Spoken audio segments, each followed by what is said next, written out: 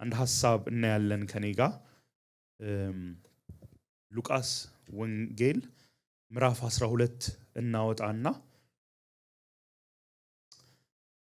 ከቁጥር 22 ጀምሮ እስከ 34 ያለውን አነባለሁ። ረጅም ክፍል ነው።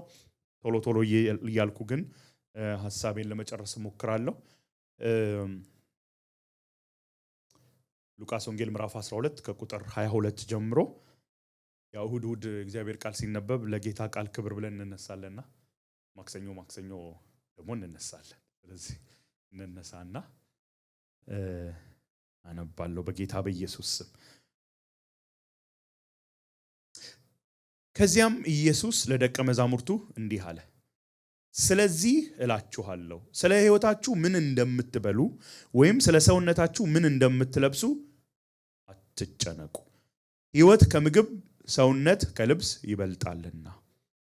ቁራዎችን ተመልከቱ፣ አይዘሩም፣ አያጭዱም፣ ማከማቻ ወይም ጎተራ የላቸውም፣ እግዚአብሔር ግን ይመግባቸዋል።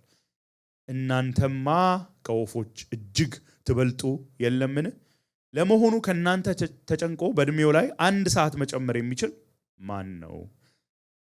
እንግዲህ ቀላሉን ነገር እንኳን ማድረግ የማትችሉ ከሆነ ስለሌላው ነገር ለምን ትጨነቃላችሁ? እስቲ አበቦችን እንዴት እንደሚያድጉ ተመልከቱ።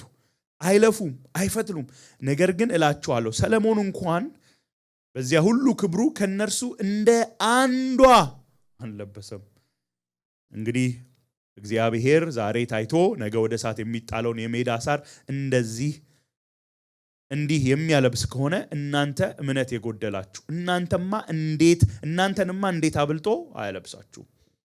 ስለዚህ ምን እንደምትበሉና ምን እንደምትጠጡ በመሻት ልባችሁ አይጨነቅ። ይህንንማ በዓለም ያለ ሕዝብ ሁሉ ይፈልጋል። አባታችሁ እኮ ይህ ሁሉ እንደሚያስፈልጋችሁ ያውቃል። ይልቁንስ የእግዚአብሔርን መንግሥት ፈልጉ፣ ይህም ሁሉ በተጨማሪ ይሰጣችኋል። እናንተ አነስተኛ መንጋ የሆናችሁ መንግሥትን ሊሰጣችሁ የአባታችሁ መልካም ፍቃድ ነውና አትፍሩ። ያላችሁን ሽጡና ለድሆች ስጡ። ሌባ በማይሰርቅበት ብል በማይበላበት በማያረጅ ከረጢት የማያልቅ ንብረት በሰማይ አከማችሁ፣ ልባችሁ ንብረታችሁ ባለበት ቦታ ይሆናልና። ተቀመጡ። ጌታ ይባርካችሁ። ይህ ክፍል በተለይ ማቴዎስ 6 ላይ በተራራው ስብከት ውስጥ ተካቶ በጣም ብዙ ጊዜ የምናውቀው ነው። እርግጠኛ ነኝ ለማናችንም አዲስ ክፍል አይደለም። መጀመሪያ ጊዜ ሲሰበክ ስንሰማ ወይም ስናነበው እንዳልሆነ በጣም እርግጠኛ ነኝ። ግን በጣም ብዙ ጊዜ ፕራክቲካሊ በህይወታችን ለማድረግ የምንቸገረው ነገር እንደሆነ አስባለሁ።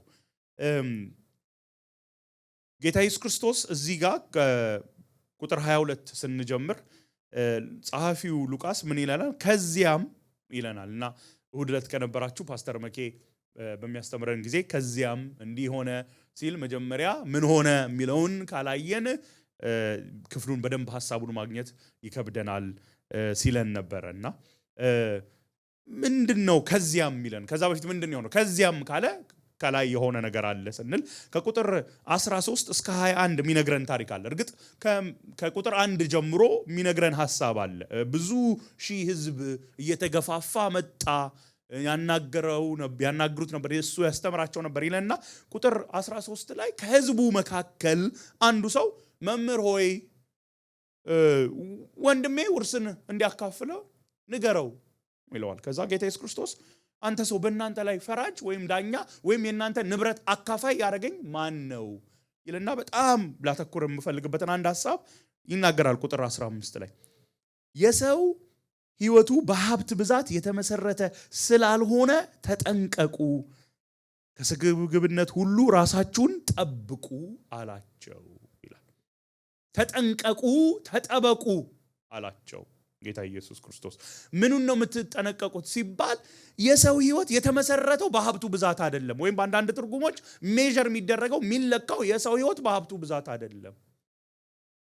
እገሌ እኮ ጥሩ ሕይወት ነው ያለው የሚባለው ዋው እንደዚህ አይነት ሰው ሕይወት በኖረኝ ማለት ያለብን ገንዘቡን ሀብቱን አይተን አይደለም። ወይም የሰው ሕይወት ራሱ መሰረቱ ያለው በሀብቱ ላይ አይደለም። የሚያኖረው ህይወትን ህይወት የሚያስብለው የሀብቱ ብዛት አይደለም። ተጠንቀቁ። ከዛ ተጠበቁ። ከምን? ከመጎምጀት ተጠበቁ። ከስግብግብነት ይለዋል አንዳንዱ ትርጉም ላይ፣ ከግሪድ ኮቨቸስነስ ተጠንቀቁ። ተጠንቀቁ ይላቸዋል። እና ምሳሌ ይነግራቸዋል። አንድ ሀብታም ሰው ነበር ይላል። ወይን የእርሻ ቦታ ነበረው፣ ሀብታም ነበር ይላል። እና ምን አደረገ? በጣም ሲያበቅል መሬቱ አየና እርሻውን አየና አሁን ይሄንን ሁሉ ሰብስቤ ማስቀምጥበት የለኝም፣ ምንድነው ማደርገው አለና ኦኬ ሐሳብ አለኝ። አሁን ያለኝን ማጠራቀሚያ ቦታ አፈርሰውና በጣም ትልቅ ቦታ ገነባለሁ፣ እዛ አጠራቅማለሁ። ከዛ ነፍሴን ብይ ጠጪ ተደሰች እያልኩ ኢንጆይ እያረኩ እኖራለሁ። ሀብታም የተባለ ሰው። ከዛ እግዚአብሔር አምላክ ግን ማን ያለው ሲጠራው? አንተ ሀብታም ብሎ ነው። አንተ ሰነፍ፣ አንተ ሞኝ። ይዙ ትርጉም ሞኝ፣ ሰነፍ በቀደው ትርጉም አንተ ሞኝ፣ በሀብት የተታለልክ አንተ ሰው፣ ሴኩሪቲ ያለው ሀብት ላይ የሆነ አንተ ሰው፣ ለራሴ ሰልፍ ሰፊሸንት ነኝ የምትል ሀብት ስላለ ዛሬ ህይወት ይወሰዳል። ዛሬ እንግዲህ ከዛ ንብረት ለማን ሊሆን ነው? ሞኝ። እውነት እኮ ነው። በጣም ሞኝነት እኮ ነው። ሞኝ። እንደው ሀብት አያስፈልጋችሁም እያለን አይደለም። በፍጹም እንደው ሀብት ከመጣ ገስጻችሁ አባርሩ እያለ አይደለም። አይደል? እናንተም ገስጻችሁ አታባሩ። ታባራላችሁ፣ ወደ እኔ ያባሩ፣ ችግር የለም እነግራችኋለሁ። ሀብት አይኑራችሁ አይደለም። ግን የሀብት ባህሪው በጣም ከባድ ነው። በጣም በቀላሉ ያታልላል። በጣም በቀላሉ እሱ ላይ ልባችን እንዲያርፍ ያደርጋል። በቀላሉ አምላክ ይሆናል። በቀላሉ የላዩን አስትቶ የምድሩ ያጣብቃል። ባለን ሀብት የእግዚአብሔር መንግስት ሥራ ከመስራት ይልቅ የተቸገሩትን ከመርዳት ይልቅ ለራሳችን ብቻ ኮንሱም ማድረግ እንድንፈልግ ያደርጋል። እኔ እዚህ ሀገር የመጣው ጊዜ አንድ ቲቪ ሾው አይ ነበር። አይ ዶንት ኖ እሱ ካለ አላቅም። ሆርደርስ የሚባሉ አሉ። በጣም ይሄ ዳለ ንብረት የማይጠቀሙትን እንደውም እኮ ቱ ቢ ኦነስት አንዳንዱ እኮ በጣም መጣል ያለበት ነው፣ ለሰው የሚሰጥ አይደል። አከማችተው እንደዛ አትሁኑ አላቸው። በኋላ ነው ከዚያ አሁን ይሄን ከተናገረ በኋላ መጀመሪያ ላይ ቁጥር 13 ላይ ካያችሁ ከህዝቡ መካከል አንድ ሰው፣ ከላይ ደግሞ በብዙ ህዝብ መካከል ሆኖ ደቀ መዛሙርቱ ይላል። እዚህ ጋር ግን ቁጥር 22 ላይ ከዚያ ኢየሱስ ለደቀ መዛሙርቱ እንዲህ አለ። ይሄ ሐሳብ ይሄ ትምህርት አሁን የምናየው የተነገረው ለደቀ መዛሙርቱ ነው። ስለዚህ እላችኋለሁ፣ ስለዚህ ከላይ ያነሳ ነው ሐሳብ ጋር በተያያዘ ማለት ነው። ስለዚህ አንድ ነገር አታድርጓል። አትጨነቁ። ትርፍ ለሆነ ነገር፣ ብዙ ለማያስፈልግ ነገር፣ ኤክስትራ ለሆነ ነገር አትጨነቁ አይደለም ያላችሁ አይደል? አሁን በዚህ ዘመን ብናመጣው ቫኬሽን የት እንደምትሄዱ አትጨነቁ አይደለም አይደል? ለዚህ ካልተጨነቅን ታዲያ ለምንድን ነው የምንጨነቀው? የሚያስብለውን ነገር ነው አትጨነቁ ያለው። ምን እንደምትበሉ ምን እንደምትለብሱ አትጨነቁ ወገኖቼ። ሰው ስለሚበላው ስለሚለብሰው ካልተጨነቀ ታዲያ ስለምን ሊጨነቅ ነው? ይሄ ስለዚህ ጉዳይ ነው እንጂ መጨነቅ ያለብን። ቁጥር 22ን አንብቡ። ስለዚህ እላችኋለሁ ስለ ሕይወታችሁ ምን እንደምትበሉ ወይም ስለ ሰውነታችሁ ምን እንደምትለብሱ አትጨነቁ። ምክር አይደለም። እንደው I would highly recommend በጣም ይሄ ቢሆን ጥሩ ነው ይጠቅማችኋል አይደለም፣ ትእዛዝ ነው። አትጨነቁ። ስለምን እበላለሁ ብላችሁ ምን እለብሳለሁ ብላችሁ ያው መልበስ የሚለውን እንደ መጠለያም አድርገን እንቁጠረው። ስለ ሕይወታችሁ ምን እበላለሁ፣ ስለ ሰውነታችሁ ምን እለብሳለሁ ብላችሁ አትጨነቁ። ይሄንን ያለው ጌታ ኢየሱስ ክርስቶስ ነው። እያዘዘን ነው፣ ትእዛዝ ነው። ወይም ደግሞ በዛ ዘመን የነበረ እንደው ከካልቸሩ ጋር የተያያዘ በዚህ ዘመን ብዙ አፕሊካብል ያልሆነ ምንለው አይደለም። ዳይዳክቲቭ ነው፣ ትምህርት ነው፣ ትእዛዝ ነው። ከዘመን ዘመን ከጌታ ኢየሱስ ክርስቶስ አንደበት የወጣ ትእዛዝ ነው። አትጨነቁ። አንድ ቦታ በዚህ ክፍል ላይ በተለይ ማቴዎስ 6 ላይ በተያያዘ የተጻፈ ሳነብ ቆይቷል few years ago ምን አለ በየቤታችን አንዳንዶቻችን የቤት እንስሶች ፔትስ አሉን አይደል? ልክ እንደዛ ዶሜስቲኬት ያደረግነው ከኛ ጋር የሚኖር ኃጢያት መጨነቅ ነው፣ ጭንቀት ነው። እንደ ኃጢያት ሁሉ አናየው። ሆነስት ከሆነ እንደ ኃጢያት ሁሉ አይታይ። አሁን ዝሙት ኃጢያት፣ መስረቅ ኃጢያት፣ መዋሸት ኃጢያት፣ መጨነቅ ሰው አይደለን ብለን የምናልፈው ሰው አይደለን ሲዝኑ ነው። መጨነቅ የለብንም። አትጨነቁ ብሎናል ጌታ። ለምንድን ነው ማንጨነቀው? ለምን ስንል ሐሳቦች የተወሰነ ሐሳቦች ያነሳልናል። እነሱን እናያለን። እሱን ስናይ እውነትም መጨነቅ ኃጢያት እንደሆነ እኔ ራሱ አሁን አመቻችቼ ተገቢ እንዳልሆነ ልላችሁ ነበር። የሆነ ቀለል ለማድረግ ነው። በጣም ኃጢያት እንደሆነ ያሳየን። አትጨነቁ። አንደኛ ሕይወት ከምግብ ሰውነት ከልብስ ይበልጣልና ይለናል። ቁጥር 23 ላይ ሕይወት ከምግብ ሰውነት ከልብስ ይበልጣልና አትጨነቁ። ምን ማለት ነው? የሕይወት ጉዳይ ከምንበላው ምግብ ወይም ከመብላት ያለፈ ነው። የሰውነት ጉዳይ ከመልበስ ያለፈ ነው። እና እንደውም አንዳንድ ሰዎች የሚሉን ሕይወትን የሰጠ የምንበላውን እንዴት አይሰጠንም? ምክንያቱም አንድ ሰው በሕይወት ለመቀጠል መብላት አለበት አይደል እንዴ? አንድ ዓመት ሳይበላ ቢሄድ አንዳንዴ ሰዎች 30 ቀን ይላሉ፣ 40 ቀን ይላሉ፣ 3 ቀን ይላሉ። ስለዚህ እዛው ስላለ መግባት ብዬ ነው ዓመት ያልኩት። በቃ የሆነ ለብዙ ሳምንታት ባይበላ ሰው ይሞታል። ሕይወትን የሰጠ አምላክ እንዴት ነው ይሄንን ማይሰጠን? ሰውነትን የሰጠን አምላክ እንዴት ነው ምን ለብሰውን የማይሰጠን? እንዴት ነው ማይሰጠን? እዚህ እግዚአብሔር ሕይወትን ሰጥቶናልና እንግዲህ ደግሞ ምግቡ የኔ ሼር ነው፣ እኔ ነኝ ማምጣት ያለብኝ ብዬ መጨነቅ ያለብኝ። ሕይወት ከምግብ ሰውነት ከልብስ ይበልጣልና። አንዱን የሰጠ ሌላውን ይሰጣል። ሕይወትን የሰጠ ምግብን ይሰጣል። ሰውነትን የሰጠ ልብስን ይሰጣል።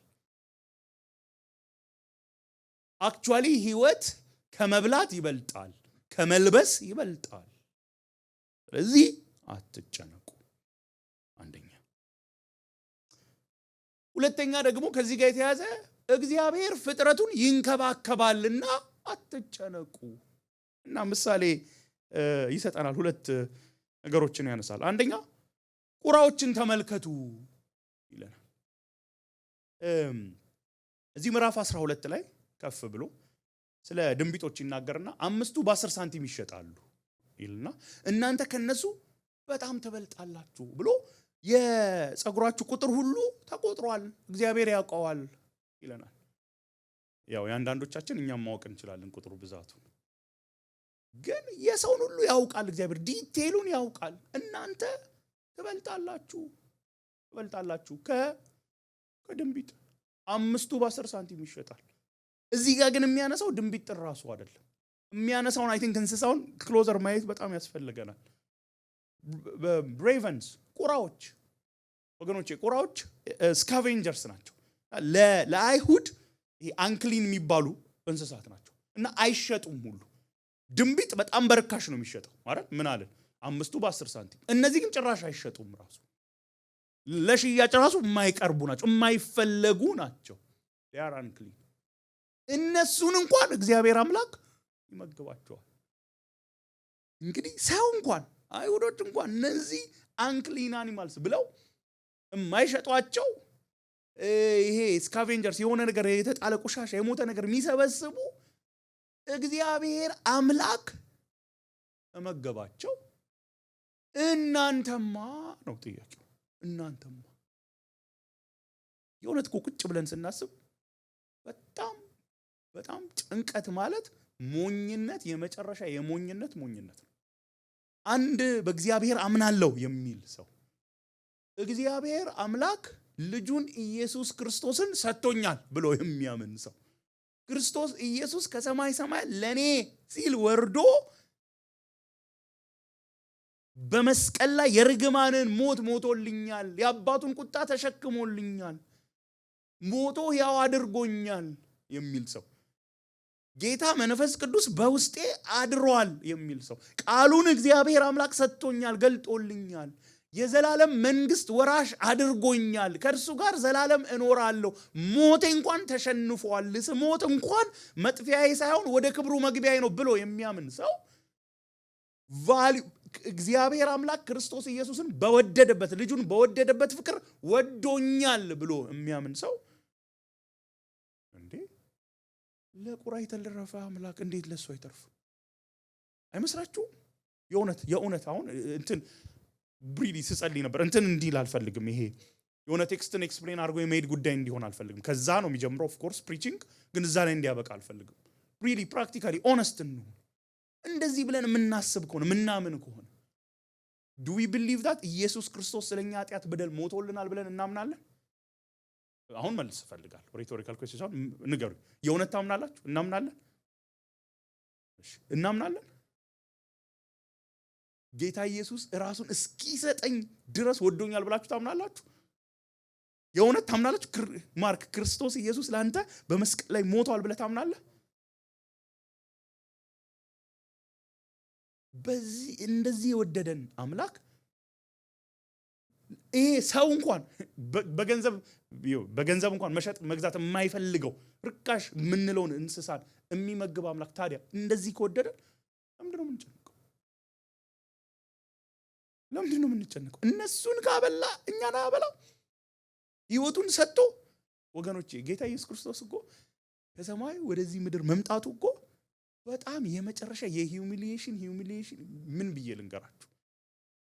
አስቡት፣ የእግዚአብሔር ልጅ አስቡት፣ ዘላለማዊ አምላክ በክብር በዝና የተሞላ ሁሉ በርሱ ከርሱ ለርሱ የተፈጠሩለት መላእክት አይነው ብዙ ጊዜ እለዋለሁ፣ ለወደፊትም ጌታ እድል ሲሰጠኝ እላለሁ፣ ቀና እንኳን ብለው የማያዩት የከበረ አምላክ እኛ ታናናሾች ያመጽነውን በሱ ላይ ሊያድነን አምላክነቱን ሳይተው ሰው ሆነ፣ ከፍጥረቱ ጋር አብሮ ኖረ፣ ወጣ ገባ፣ ሳቁበት፣ ናቁት፣ ሰቀሉት፣ ገደሉት፣ ከዛ ባለፈ የአባቱን ቁጣ ተሸከመ። ይህንን ሁሉ ያደረገ አምላክ የሚበላ ላይ ግን አይታመንም፣ የሚለበስ ላይ ግን አይታመንም፣ ቤዚክ ኒድ ላይ አይታመንም፣ እዚህ ግቡ የማይባሉ አሞሮችን የሚመግብ አምላክ ለኔ አይታመንም። እኔ እንዴት ነው ማላምነው?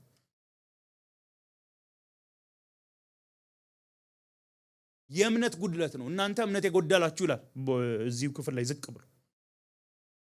ለዛ ነው ጭንቀት እንደው እንደ ድካም ማየት የለብንም። ቀለል ያለ ድካም ኃጢአት ነው ምለው በቃ እያመን ነው አይደለም። ፍቅሩን፣ ደግነቱን፣ እንክብካቤውን፣ አቅሙን እያመን ነው አይደለም። እኔ በእውነት አስባለሁ አንዳንዴ የኔ ልጅ እየተነሳ በየዕለቱ ምን ይሆን የምበላው እያለ ቢጨነቅ ደግሞ ይሄ ሰውዬ ያበላኝ ይሆን ይሄ ሰውዬ ያለብሰኝ ይሆን ብሎ ቢጨነቅ እናንተ አሁን ይሄን ብታዩ ስለኔ ምንድነው የምታስቡት? አሬ ሰውዬ እንዴ እንዳይሰብከን ነው የምትሉት። ለልጁ እንኳን ያልሆነ አረ ደውነት እዚህ መጥቻው ልጄን ማላለብሰው ማላበላው እንደ ፍጥርጥር ምለው ቢሆን መጥቼ እዚህ እጃችንን አንስተን እንጸልያለን እንነሳና ቃሉን እናንብብላ አትነሱ። አረ ወረድ ነው የምትሉት አትሉም? የእውነት አብዬ it's okay I can do that no እንኳን አማኝ አባት አማኝ ያልሆነ አባት እንኳን በክርስቶስ ያልሆነ አባት እንኳን እንደዚህ አይነት ነገር ላይ ታዲያ እግዚአብሔር አምላክስ የማያምኑ ሰዎችስ እሺ ምን ይበሉ? ሲያዩን ምን ይበሉ እንዴ?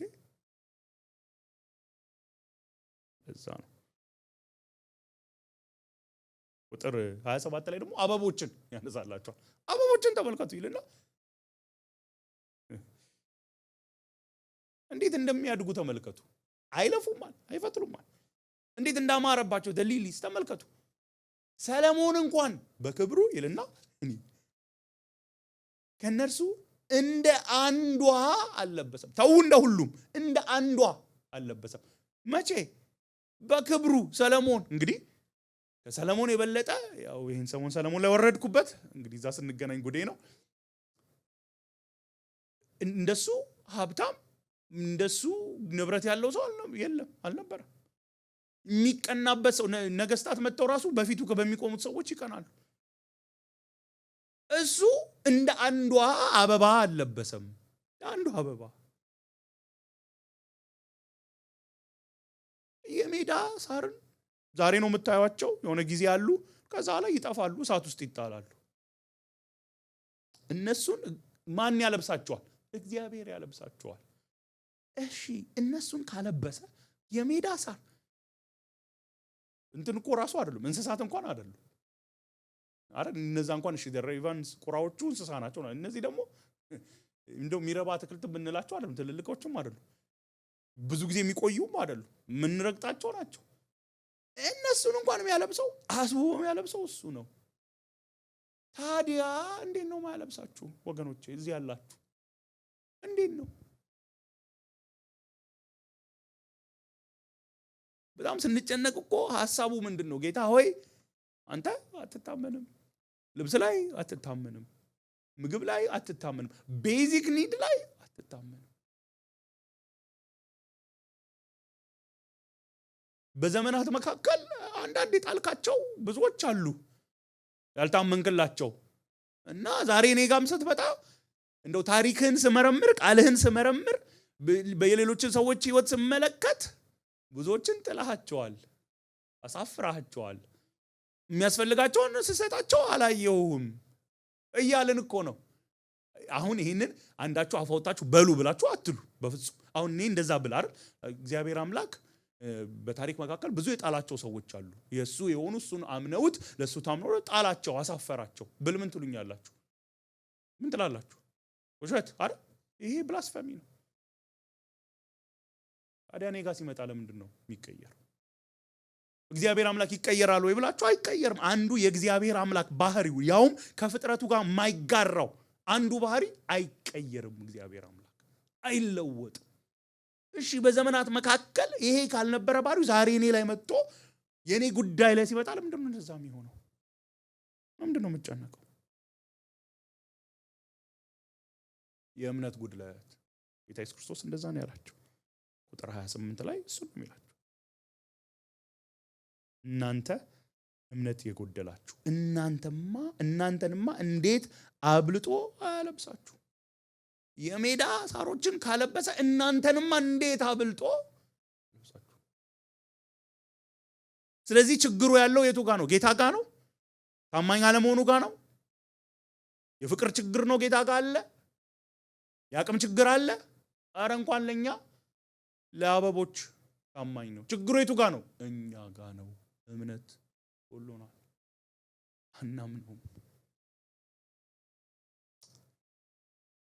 ትንሽ ስለ እግዚአብሔር አምላካችን ልበልና እርግጥ እዚህ ቴክስት ላይ ቀጥታ ኢምፕላይድ ባይሆንም ከዚህ ሐሳብ ጋር ይሄዳል።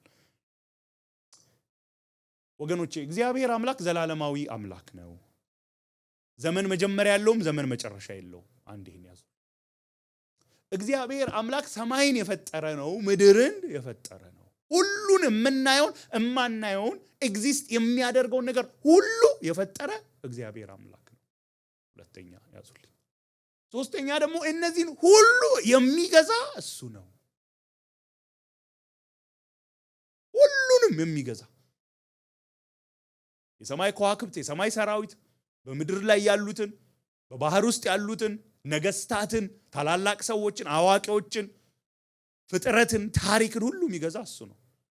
ሁሉን የፈጠረ ነው። ሁሉን የሚገዛ ነው። ዘላለማዊ ነው። የማይለወጥ ነው። ርኅሩህ አምላክ ነው።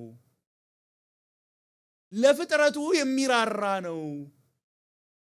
እንዴ ዮናስን እኮ ነነዌ ሄደ ንስሐ ግቡ በል ሲለው ሄዶን ንስሐ ግቡ ካለ በኋላ ንስሐ ሲገቡ እግዚአብሔር ሲያተርፋቸው ይኸው አላልኩም ይላል። ይኸው ውሸተኛ እያስባልከኝ ሲል ግራና ቀኛቸውን እንኳን ለይተው የማያውቁት አይ ቲንክ ቁጥሩን ካልተሳሳትኩ 120,000 ሰው እና ለእንስሳቱ አይቀሩም።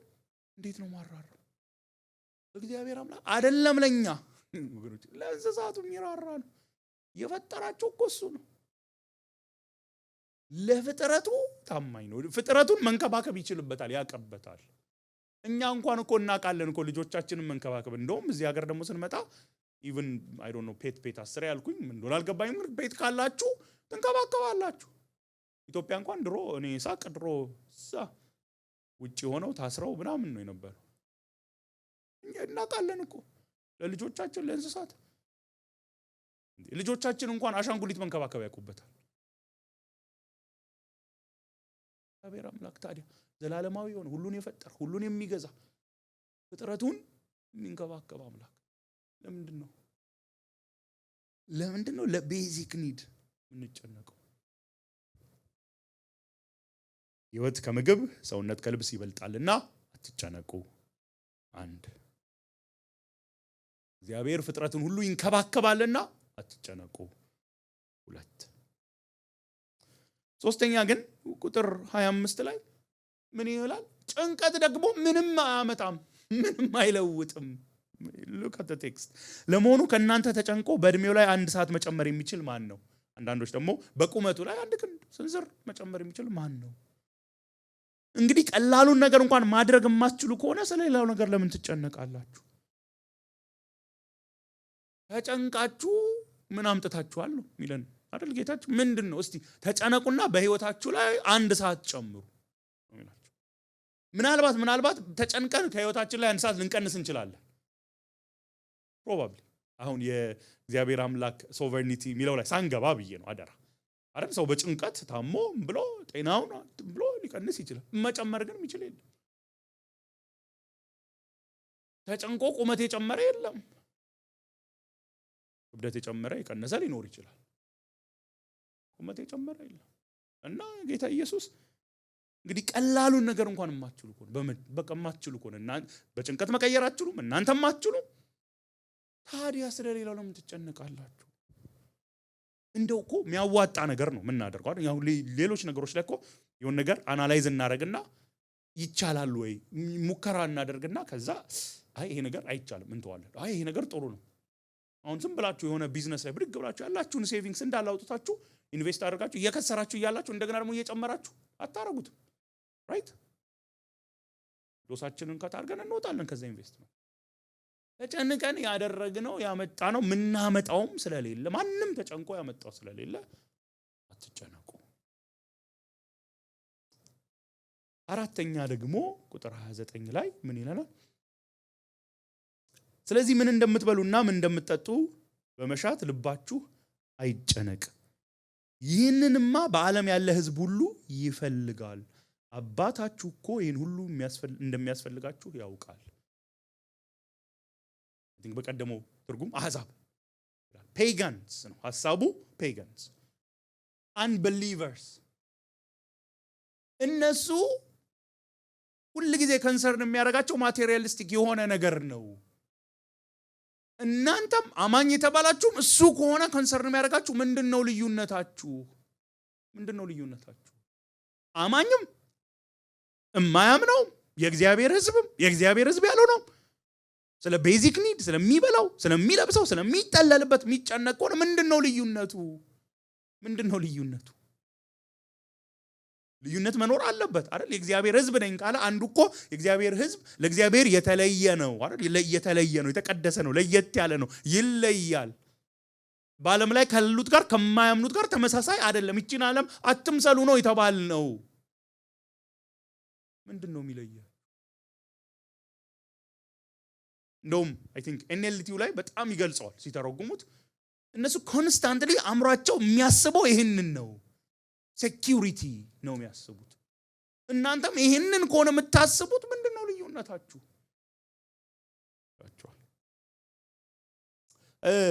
እዚህ ክፍል ላይ አንድ ስተዲ ባይብል ላይ በጣም የገረመኝ ነገር አነበብኩና ልንገራችሁ። ምን አለ መሰላችሁ? ዓለም ላይ ሰው ማቴሪያሊስቲክ ነው በጣም ይሄ ቁሳበድብነት አይደል በጣም በቃ እሱን ነው የሚከተሉት እና ያ ማለት ምን ማለት ነው አለ እየሰጠመ ያለ መርከብ ውስጥ አሪፍ ወንበር ለመያዝ መሽቀዳደም ነው አለ እና በጣም በእውነት ያዘኝ አስባችኋል የሆነ መርከብ አለ እየሰመጠ ነው በቃ እየሰመጠ እኮ ነው እናንተ ግን በቃ እዛ ውስጥ ያሉትን ሰዎች ስታያቸው እየተወዳደሩ አሪፍ ወንበር ለመያዝ እውነት እኮ ነው እየሰመጠ ያለ መርከብ ውስጥ ነው ያለነው አይደል እቺ ምድር ዲኬ ያረጋች ነው እየሄደች ያለችው አንድ ቀን እግዚአብሔር ራሱ ሪኒው እስኪያደርጋት አዲስ ሰማይ አዲስ ምድር እስኪመጣ የኛ ትኩረት መሆን ያለበት መርከቧ እየሰመጠች ከሆነ እዛ ምናመልጥበት ጀልባ ካለ እሱ ጀልባ ላይ ነው ትኩረታችን በዚህ ጀልባ አምልጬ ሄጄ እዚህ ውሃ ወጥቼ የሆነ ደሴት ላይ የሆነ ከተማ ብለን ነው ማሰብ ያለብን እንጂ እዛ ሆናችሁ አስቡ በቃ ልጆቻችሁንም ይዛችሁ ኑ አሪፍ ወንበር እዚህ ያለ ነው የምትሏችሁ ነው እዚህ ጋር እንቀመጥ ኖ that's what we're doing እኮ ማቴሪያሊስቲክ ስንሆን በቃ ቀን ከሌት ሐሳባችን እሱ ሲሆን እየሰመጠ ያለ መርከብ ጥለ ነው የምንሄደው አባት አላችሁ አባታችሁ ያውቃል እንደሚያስፈልጋችሁ ያውቃል ነው እግዚአብሔር አምላክ ያውቃል ኦፍ ኮርስ ያውቃል እኮ እንደውም እኮ በእውነት ሊነገረን አይገባም እኮ ነበር ኦፍ ኮርስ ያውቃል ሁሉን ያውቃል አይደል ምን እንለው የዳንኤል መጽሐፍ ስንማር አይደለም ያለፈ ታሪክ ለወደፊት ሊሆን ያለው አይደል እኔ በጣም ባለፈው ሳምንት ሲገርመኝ ነበር አብይን በጸሎት ላይ ሪፍሌክት ያደርግ ነበር ስለ አሌክሳንደር ግሬት ስለ ምልክታቸው አንዴ በቃ አንዴ ፍየል ዲቴሉ ለዛ እኮ ነው እንደውም አንዳንድ ሰዎች ምንድን ነው የሚሉት እኮ አይ ይሄ የዳንኤል መጽሐፍማ የተጻፈው በኋላ ነው እነዚህ ነገሮች ሁሉ ከሆኑ በኋላ ነው እንጂ አንድ ሰው እንዴት ይሄን ሁሉ ዲቴል ሊያውቅ ይችላል 100 ዓመታት ቀደም ብሎ እንዴት ሊያውቅ ይችላል ከጊዜ በኋላ ያንን ሁሉ ካየ በኋላ የተጻፈ ነው because ዳንኤል አይቶ የሚጽፍበት ፕሪሲዥን እንደዛ ነው የሚመስለው ነገሩ ከሆነ በኋላ አይቶ ሪፖርት የሚያደርግ ነው የሚመስለው ግን ይሄንን ያወቀው ዳንኤል ሳይሆን የነገረው አምላክ ነው ሁሉን የሚያውቅ ብቻ ሳይሆን ሁሉን ደግሞ ዲክሪ የሚያደርግ እሱ ነው በቀድሞ ዕውቀቱ ብቻ ሳይሆን ደግሞ የወሰነ እሱ ስለሆነ ነው ታዲያ ሁሉ የሚያውቅ አምላክ እኔ አሁን እናንተን እንግዲህ መውቀስ እንዳይሆንብኝ በኋላ ሰለምታችሁ እንዳይቀዘቅዝ እኔ ስለራሴ ልበል እኔ ብድግ ብዬ ጌታ ኒዴን እማያውቅ ሲመስልኝ ምን ማለት ነው ምን እያልኩ ነው ምንድነው እያልኩ ያለሁት ሁሉን አታውቅም አንተ ሁሉን አዋቂ አይደለም ብዙ ነገር ታውቃለህ ግን እኔ እንደሚያስፈልገኝ አታውቅም እያልኩት እኮ ነው አሁን አመናፍሼው እናገረዋለሁ ቀይረዋለሁ እንጂ እኮ እያልኩ ያለሁት እሱ ነው ለዛ ነው ጭንቀት እንደው አትጨነቁ ምክር አይደለም ትእዛዝ ነው መጨነቅ ኃጢአት ነው ምለው ለዛ ነው ከዛም ሲንክ እግዚአብሔር ሁሉን አዋቂ አይደለም አሁን አንድ ሰው መጥቶ እግዚአብሔር ሁሉን አዋቂ አይደለም ቢለን ብላስፌሚ ነው ምንለው አንዳንዴ ምን ይባላል ፕራክቲካል ኤቲስቶች አሉ ይባላል ኤቲስቶች አሉ አምላክ የሚባል የለም በቃ ፍጥረት አለ እዚህ ያለ ይሄ ነገር አለ በቃ ግን አምላክ ምናምን የሚባል የለም ይላሉ ሰዎች እንኳን ክርስቲያኖች ብዙ ሰው ኤቲዝም ብዙ ሰው ሁሉም ባልልም አይቀበልም አለ አምላክ ይላል በእግዚአብሔር በመጽሐፍ ቅዱስ እግዚአብሔር እንኳን ማያምን ሰው በተለያየ አማልክት ያመለከ አለ ይላል አንዳንዱ thousands millions ይደረድራል አለ ይላል ቲዮሬቲካሊ እንደዛ አለ እንላለን ፕራክቲካሊ ስንመጣ ግን እንዴት ነው የምንኖረው ሲባል ፕራክቲካሊ እንደ ኤቲስት ነው የምንኖረው እንዳንድ የለም አምላክ የለኝም አባት እኮ ነው የለኝም አባት ነው አንዳንድ የኔ ጭንቀት እኮ የሚያሳየው የለኝም እኔ እኮ የሚያስብልኝ ቢኖር እንግዲህ ማን አለኝ እንደው የሚያስብልኝ ቢኖር የሚያስፈልገኝን የሚያቅ የሚወደኝ የሚያስፈልገኝን ሁሉ ሊሰጠኝ የሚችል ቢኖረኝ ኦኬ አልጨነቅም ግን የለኝም እያልኩ እኮ ነው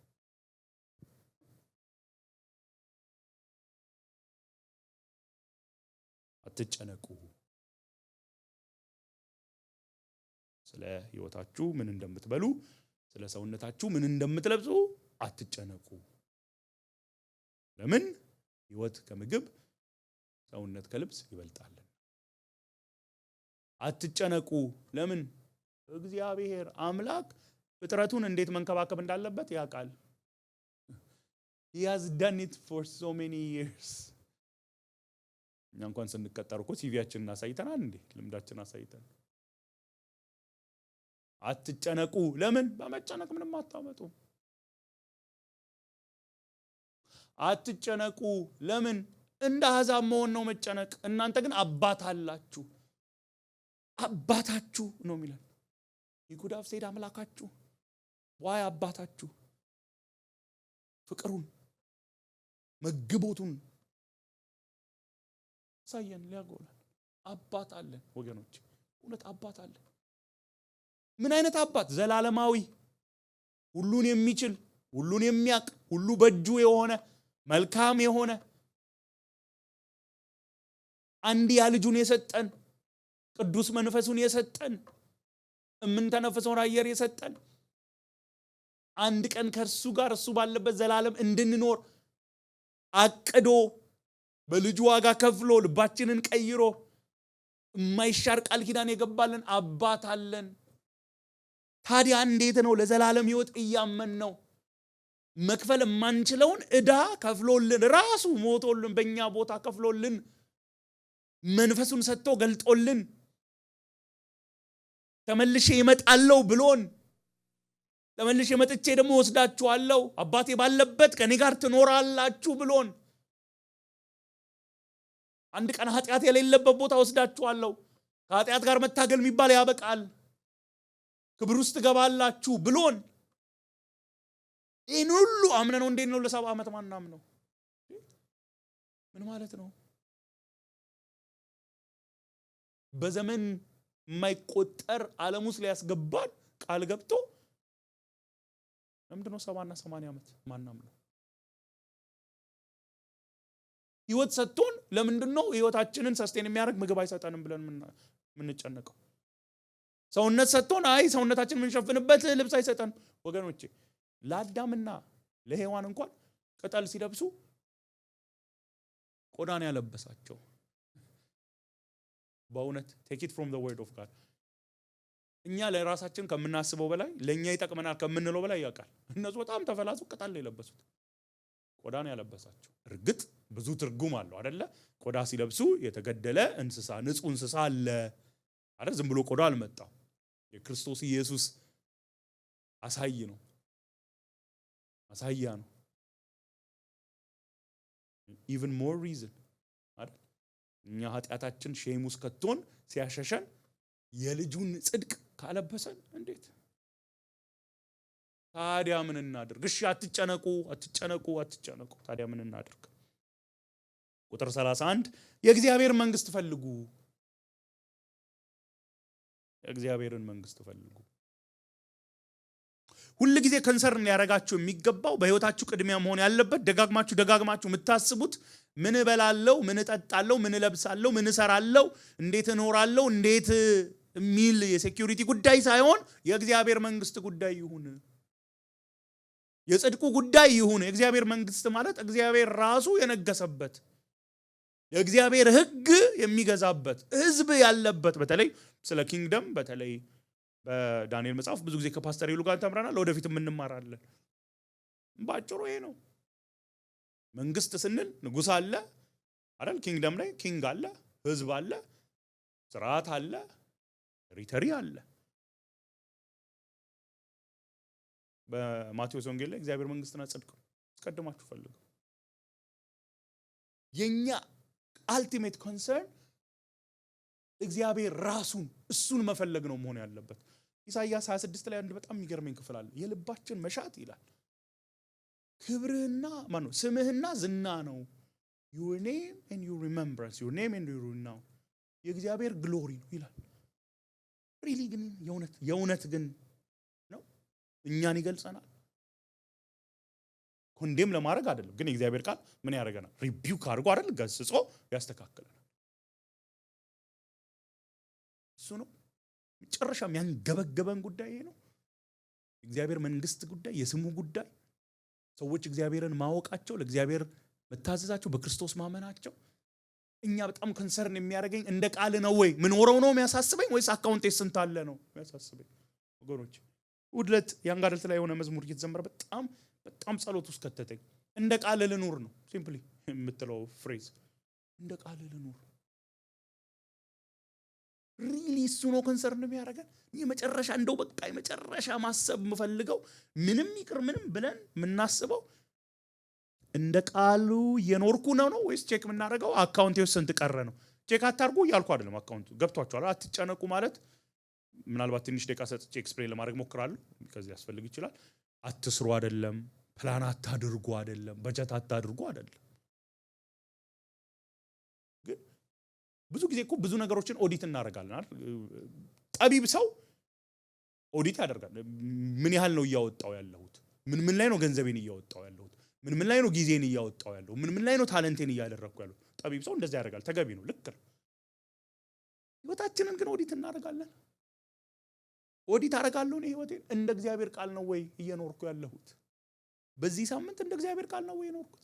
በዚህ ወር እሺ እንደው እሱም በዚህ ዓመት እንላለን። አሁን ዓመቱ እያለቀ ነው። we say that am I living according to the word of God? ፕራዮሪቲ እሱ ከሆነ ወገኖች ቅድም እንደዘመር ነው እግዚአብሔር ወይ ላከብርህ ላነግስህ ላመልክህ እፈልጋለሁ እንዳልነው የአንደበት ጉዳይ ብቻ ካልሆነ ሊፕ ሰርቪስ ካልሆነ we have to check። እዚህ የእግዚአብሔር መንግስት ከዛ ሁሉ በተጨማሪ ይሰጣችኋል ይላል አይደል? ይሄን እንድትመልሱልኝ ፈልጋለሁ። ትሪክ ኩዌስችን አይደለም። እግዚአብሔርን መንግስት ፈልጉ ሁሉ ይሰጣችኋል ይጨመርላችኋል ይላል። አሜን። እሺ ሚላናይ ምንድነው የሚለው? እሺ ከምን ተነስተሽ እንደዛልሽ? እንዴት አሳይኝ። 31 ላይ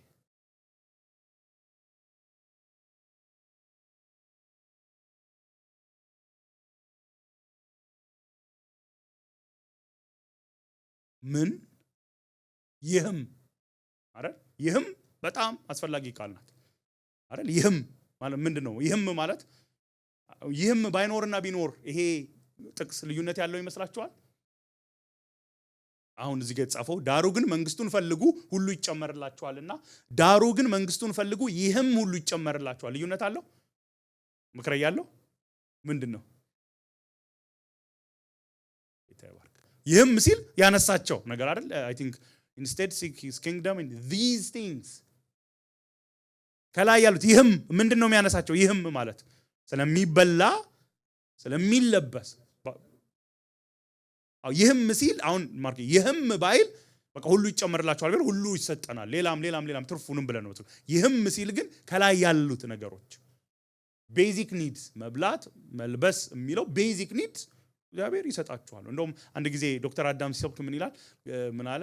አንድ እሑድ ጠዋት መጥቶ እግዚአብሔር የሚያስፈልገን ነገር ሁሉ ይሰጠናል፣ በሌላው ግን በጨረታው አይገደድም አለ። እና ሐሳቡ ምንድነው? ሌላ ነገር አይሰጠንም ሳይሆን ጋራንቲ ግን እግዚአብሔር ምንድነው ጋራንቲ የሚያደርገው? ቤዚክ ነገሮቻችንን ይሰጠናል። ጳውሎስ እንኳን አምላኬ እንደ ባለጠግነቱ መጠን በክብር በክርስቶስ የሚያስፈልጋችሁን አሁን እኛ ግን ምንድነው የምናረጋት? ስናነብ ሳይሆን እንደው በኑሯችን እንዲቀየር ለምንፈልገው አምላኬ እንደ ባለጠግነቱ መጠን በክብር በክርስቶስ የምፈልገውን ይሞላብኛል አይደል? እሺ እኔ እንደዛ የምፈልገውን የሚያስፈልገንን ክፉ ስለሆነ አይደለም፣ ንፉግ ስለሆነ አይደለም። እንዴት አወቅ ንፉግ እንዳልሆነ? እንዴ ጌታ ኢየሱስን ሰጥቶ እንዴት ንፉግ ነው? አይ ስለሌለው ነው። አረ ሰማይና ምድሩን የፈጠረው እሱ ነው።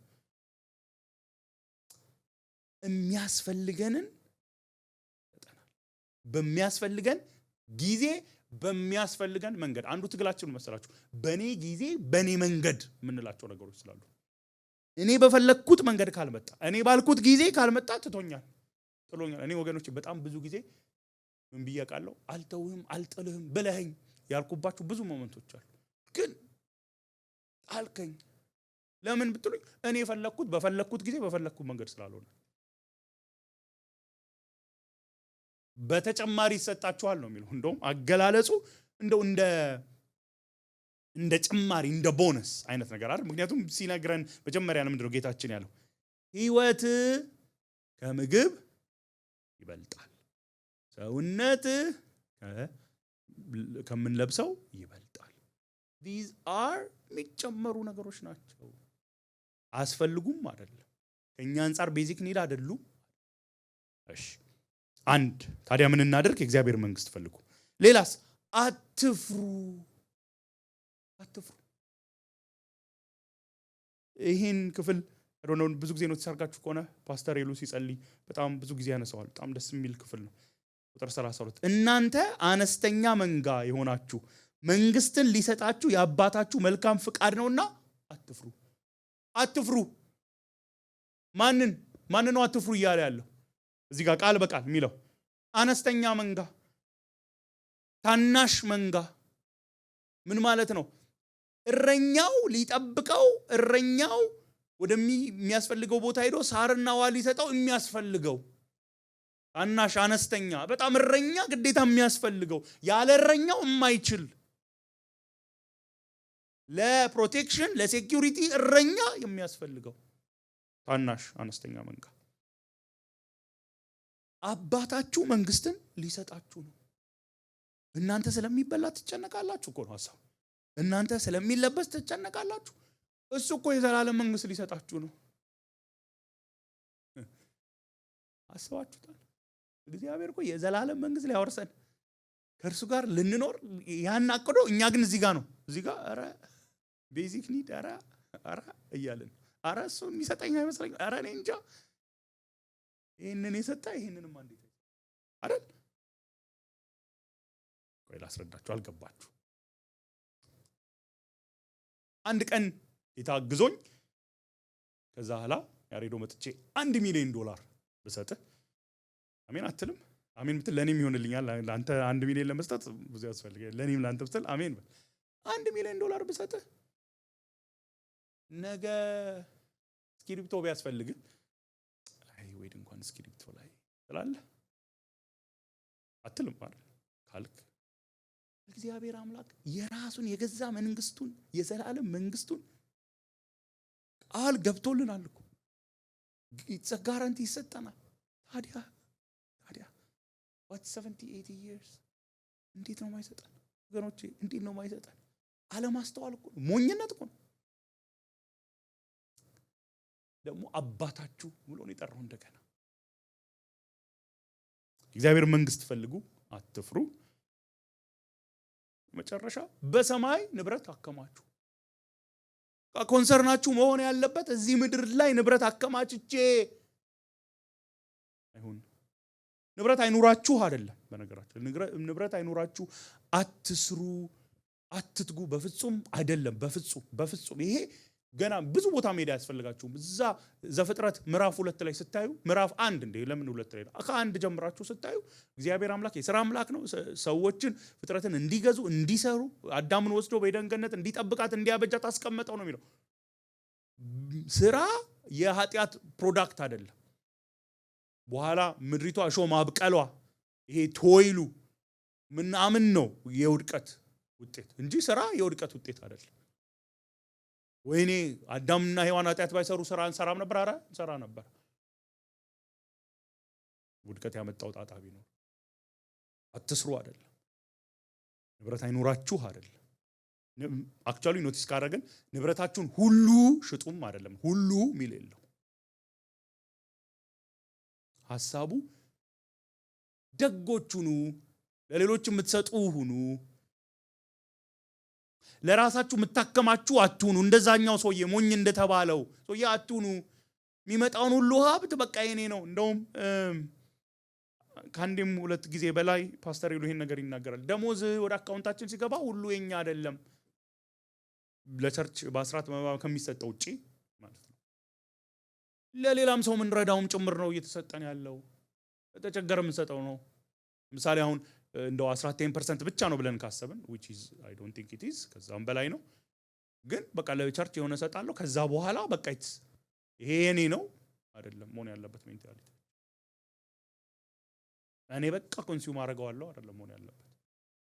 ለሌሎች እግዚአብሔር በዚህ በሰጠኝ ሪሶርስ ለሌሎች ያ ነው የክርስቲያን exceedingly great generosity ነው የሚያሳየው ይላል አንድ ቦታ እና ስለወደድኩት ነው ፍሬዙን የተዋስኩት exceedingly great generosity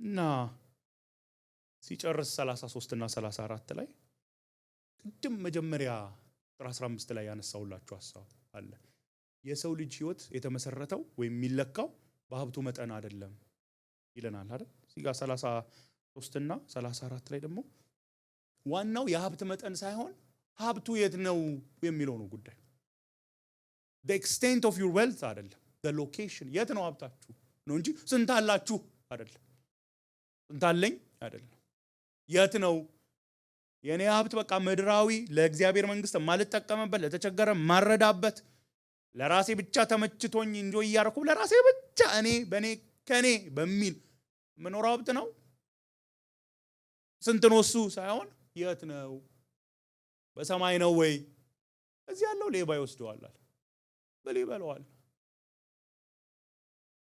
በጣም በቃ ሌባም ካልወሰደው ብልም ካልበላው እኛ እንወሰዳለን ከሀብቱ አንዳንዴ እኮ ያሳዝነኝ እኛ ሄደን ሀብቱ አለ ያው እኛ ወደ ጌታ ነው የምንሄደው በክርስቶስ ስለዚህ ያሳዝነኝ ያስደስተኛል እሺ ልቀይር የት ነው ወገኖች የት ነው ሀብታችን ስንት አለን ሳይሆን የት ነው ሀብታችን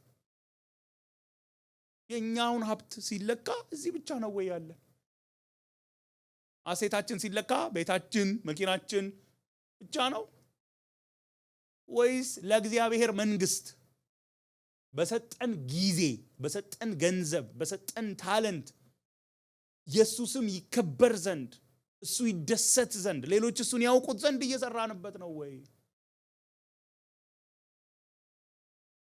የልባችን አቅጣጫ ወዴት ነው የሚያሳየው ወደ ሰማይ ነው የሚያሳየው ወደ ምድር ነው የሚያሳየው ኮምፓስ ቢኖረው የሚጠቁመው ወዴት ነው እዛ ነው ወይ ሐሳባችን ያለው ከክርስቶስ ጋር ከተነሳችሁ የታለውን እሹ ነው የሚለው በላይ ያለው አይደል ቆላስይስ 3 እውነተኛ አማኝ ይሄ እኮ ነው መለኪያው እውነተኛ አማኝ ምንድነው ከክርስቶስ ጋር የሞተ ከክርስቶስ ጋር የተነሳ አይደል ከክርስቶስ ጋር ዩናይትድ የሆነ ነው እንደውም እኮ መጽሐፍ ቅዱስ አዲስ ኪዳን በተለይ ጳውሎስ ሲጽፍ ክርስቲያንን የሚገልጸው በክርስቶስ እያለ ነው ከክርስቶስ ጋር ዩናይትድ የሆነ ነው እውነተኛ ከክርስቶስ ጋር ዩናይትድ የሆነ ሰው ሐሳቡ ያለው ላይ ነው ላይ እግዚአብሔር አምላክን ማስደሰት ለሱ መገዛት ቅድም እንደዘመር ነው እሱን ማንገስ የልባችን አቅጣጫ የት ነው አትጨነቁ ማለት ግን ይሄን ልበልና ልጨርስ አትስሩ ማለት አይደለም ፕላን አታድርጉ ማለት አይደለም እግዚአብሔር በሰጠን ጥበብ ማሰብ በጀት ማድረግ ስለ ነገ ፕላን ማድረግ ተገቢ ነው ነገ ምን እንደሚሆን እንደማናቅ እርግጥ አድሚት አድርገን አይደል ጌታ ቢፈቀድና ብንኖር ጌታ ካልመጣ በሚል ሜንታሊቲ ነገን ፕላን እናደርጋለን በጀት እናደርጋለን ግን እንዴት ነው ምኖረው የኔ ጉዳይ ምንድነው መበላው በቃ እኔ ነኝ ለህይወቴ ምግብ ለምለብሰው ሶርስ እኔ ነኝ አባት የለኝም በሚል ሜንታሊቲ ግን አይን አባት አለ ሚራራ አባት አለ ስለዚህ አትጨነቁ ነው ጌታ በዚህ ቃል ቢለው ይሄ ነው ቃሉ የሚለው አትጨነቁ ከመጨነቅ ይልቅ ሐሳባችሁ በጭንቀት ሳይሆን መሞላት ያለበት በምን በእግዚአብሔር መንግስት ጉዳይ ይሞላ